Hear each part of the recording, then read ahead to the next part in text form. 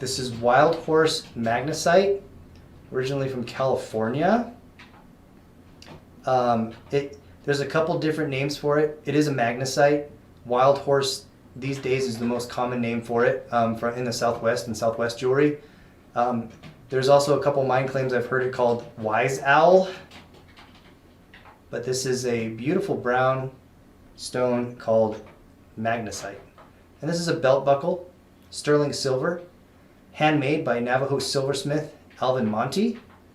We've got, hey Jeanette, we've got Alvin's hallmark here on the back. It's an upside down A, Monte.